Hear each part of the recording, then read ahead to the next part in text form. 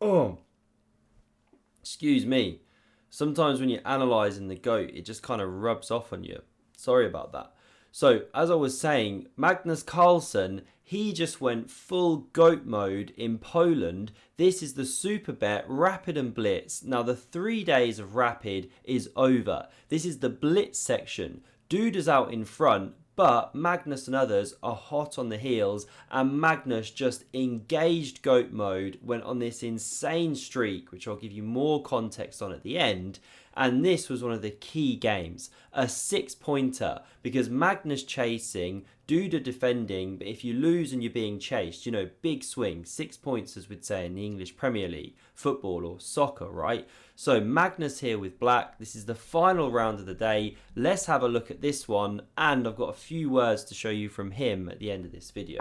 So knight f3 from Duda, d5 played, c4 the English, Magnus goes e6, and now we don't get d4, going back into a queen's gambit, we get g3. And Magnus says, okay, I'm going to take the space. You offered it twice, I'm going to take it. We get bishop g2, so the one downside of d4 is that this diagonal is a bit weakened now, but knight c6 starts to block it out already, supports this pawn. We get castles, bishop c5, pawn d3, knight f6. We'll keep this game moving, it's like 80 moves, right? And now bishop g5. So a positional idea from Duda, he wants to give bishop for knight, Why will then get more control of e4 and attack these pieces. Computer doesn't love it, by the way, he wanted to keep the bishop pair, but okay, it's practical chess, makes some sense. So Magnus drops back, anticipates knight e4, and Duda now goes knight e1, multi-purpose move. Very often this knight comes to c2, supports this b4 stuff. But also, after castles, you cleared the way for the f-pawn. Now, this wasn't forced by any means. Excuse me. I've had this hay fever stuff going on, or allergies, and I've lost those little tablets that actually, or we need to get more of them that actually help with the allergies. Anyway, you could go a3 and b4 stuff there, right? But Duda decides for this one, takes control of e5, and now we get a5 from Magnus trying to clamp on the queen side. And Duda should go b3 here. It's a more flexible pawn structure. He goes a3, but it allows Magnus to get this clamp. And Magnus is already doing well out of the opening. Look at these pawns, gaining space. He's already a bit better. So we get knight c2, bishop d7 now. Magnus was critical of this move, by the way. He preferred to go knight a5 first, but okay, not such a big deal. And queen e1 from Duda now is followed by knight a5 and queen f2. So Duda swung the queen round, attacks this pawn, and is threatening to win it. And then you could support with e3, you know, support that knight even though it'd be pinned. You can't go e5, it's controlled. So Magnus underdevelops his bishop to then open the queen to defend. You also could have gone bishop c6 there. It's interesting that Magnus didn't, and this is the top move. Now we get king h1, although maybe starting with knight e4 was better to chase this bishop back, because now Magnus gets rook a6 and knight e4 comes, the bishop retreats, but now the rook managed to get outside. Now only Magnus can play like this, I swear, because we get knight b4, he goes rook b6, saving that rook, and now we get knight c5, so he goes rook d6 to open up the bishop. You know, look at the journey that this rook is going on. It's just crazy. Watch where it goes in a minute, because knight e4 hits it, and he now goes rook d7. I mean, that's one way to activate your rook, right?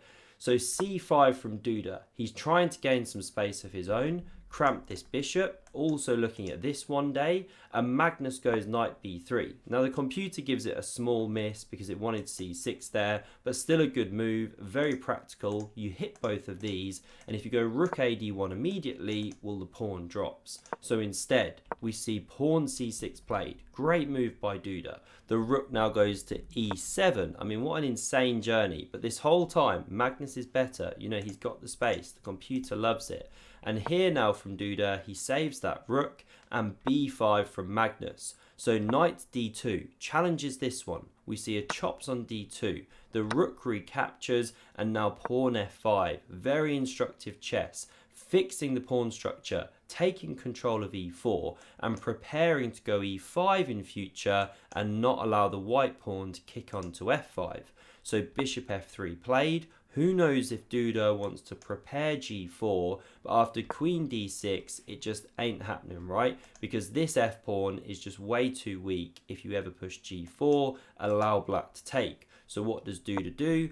There's a good sentence, rook b1. Now the computer gives a question mark, it preferred rook c2 and that kind of thing. But okay, practical human chess, Duda doesn't want to just sit there, he goes for a pawn break. But e5 from Magnus now. He's first to the punch, and look at this presence in the centre, plus the bishop pair. If the board opens up, Duda could be in trouble. So we get captures, rook captures, pawn b3, takes here, the rook takes back, bishop e6, hits that rook, it drops away, and bishop b6 from Magnus. Just incremental improvement. Covers this pawn. Who knows if you're spinning around here one day. So the rook doubles on the file and it's pressuring this pawn. So Duda has succeeded in generating counterplay, but look at the clock times. Magnus about 2 minutes to Duda like 10 seconds, but Magnus said he was struggling to find a plan here. Now g5 is good. Space gaining, looking to get at the king. Knight c2 now from Duda hits this pawn, and here Magnus doesn't find the most precise way, but it's very tricky. You know, the computer says queen c5 is best because if takes, you then pick up the knight, and if takes here, you pick up the rook. So okay, after queen c5, you have to go for a different line like knight e1 or some queen move or whatever. You know, you don't find this stuff in Blitz with seconds on the clock, but that was technically best for Magnus. He, however, goes pawn g4, looking to just stir up this attack with pawn f4. So it's a pawn sack and then a double pawn sack, trying to get at that f-pawn as indicated. So Magnus, 2 pawns down, now takes on f4 with the rook, but the whole game just explodes now because Duda, he captures that rook with his queen, saying to Magnus, if you take here, I'm taking here, and I've got 2 rooks for the queen, and amazingly, it gives this as slightly better for white. I mean, it doesn't look like it should be visually to me. You know, the queen invades, the knight goes, the pawn drops, you've got the bishop pair, the king is exposed, you've got a dangerous queen, you've got advanced pawns, just doesn't look like this should work. But I guess because these pieces are on strong outposts, you know, the king's slightly exposed for black. Yeah, it says it's slightly better for white. But okay, anything could happen there. But Magnus does not take the queen. He instead takes the rook. He recognises the danger. He's so good at assessing positions.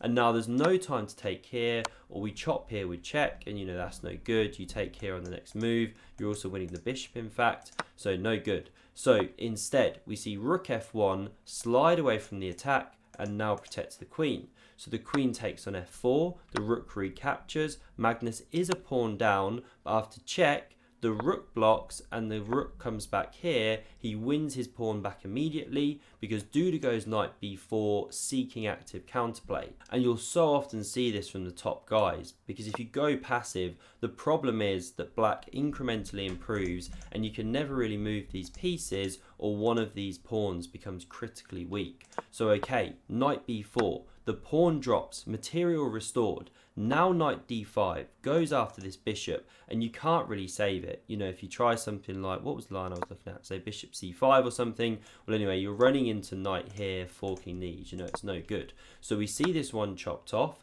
this one recaptures with check, king g7 and pawn a4 starts running that a pawn, and there's no rook a2, the bishop controls the square.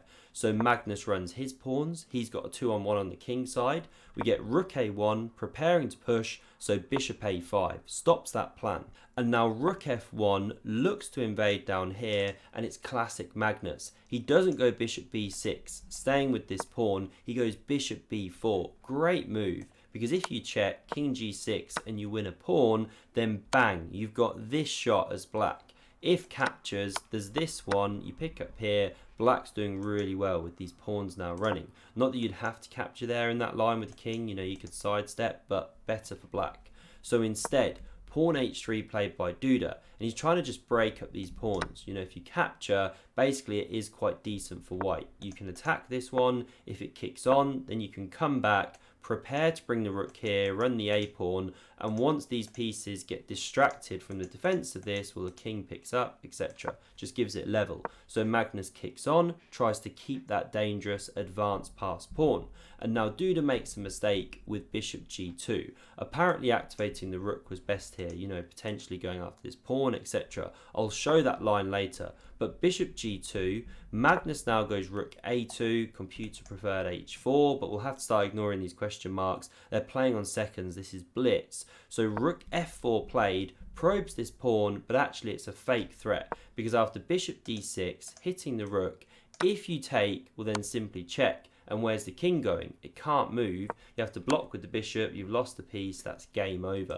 So it's a fake threat. The rook stays on the f-file. Now Magnus takes here. We see bishop e4. And now rook a1 check, king g2, rook a2 check, and king g1 marches away and the pawn advances here. Now that could become weak and we see Duda attack it in just a moment. So he checks, the king goes rook g4, but bishop b4 generates counterplay, as we'll see, because yes, the pawn drops, but now the bishop spins round, bounces into the danger zone around the king. So king g4 attacks this pawn, we get check, king f1, rook f2 check, king e1, and now rook h2 sets a sneaky trap. Do not take this pawn or you're running into this skewer, you're picking up an entire rook. These guys just so sharp in the final moments, the final tactics. So king f1 played instead. Magnus checks, the king goes, bishop f4, just bouncing back, and Magnus is just probing. This is his thing, this is what he does, it's just incredible.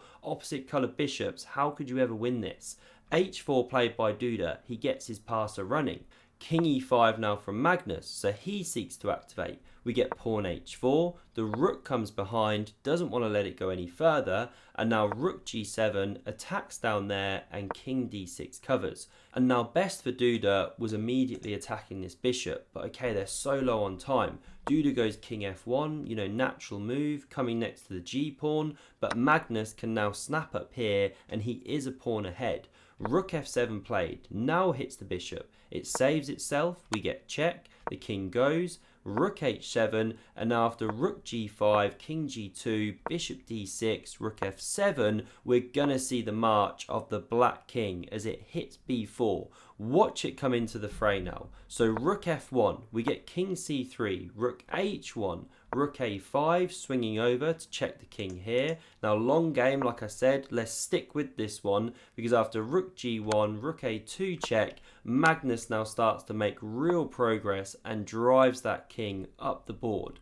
King d2, now king h3 and king e2. How menacing is that king getting? The rook slides to g2, just a horrible defense for Duda. The king comes back, rook g1, rook h2 check, and a long story short, we get to here and the pawn's almost ready to advance, but you can't quite do it. Or you run into a check and actually you're losing the pawn. And if you stay with the pawn, you just get perpetualed. So Magnus can't quite push yet. So instead, he brings the rook around, tries to check from behind, run the pawn. But now Duda can check. The king goes, rook g2, rook e8 played, and this is the final beautiful climax of the game. Because yes, Magnus has tried to push this pawn. White's got the light square blockade set up, but here's the other problem. Magnus wants to take this bishop and push the d pawn. So bishop f5 played, you can't allow that. But now we get check. The king goes away and king f4. Now there's a threat to check, win the bishop, so it drops back, but watch how this king gets driven up the board, and amazingly, it now blocks this diagonal for the bishop. So where does that bishop go to stop all the problems? If you come with bishop f5 here, well, now you can even come with king to f3. The moment you leave this diagonal, you're in trouble. And if you go bishop d5 to try and stay on it like that, well, you can attack it with the rook. And again, if bishop c4, the king marches in. If bishop back, well, we're going to chop, and the same problems as the game. So rook e2 was played instead. Still the rook captures. It does not stop the problem. Now we see the pawn takes back. If the rook takes back, then this is the winning line. The king marches in once again, and the pawn is just unstoppable. You know, different ways to do it. That one's going through, it's game over. But the pawn captures in the game. Magnus pushes, the rook drops, he pushes again, the rook covers. Then he does this one, and we see resignation. You cannot stop both the pawns. If you ever take one, the other one's going through. And of course, in the meantime, the king's just going to march in, finish the job, or use the bishop. Absolute game over. I mean, what a quintessential Magnus masterclass. This is now the standings at the end of day 4, so it's really tight at the top now. Anyone's game, and the special thing about this game is Magnus won 5 games in a row to finish the day, put him right back in contention. And here's a few words from the great man, the GOAT himself, to wrap up this video. Thanks very much for watching, and see you soon.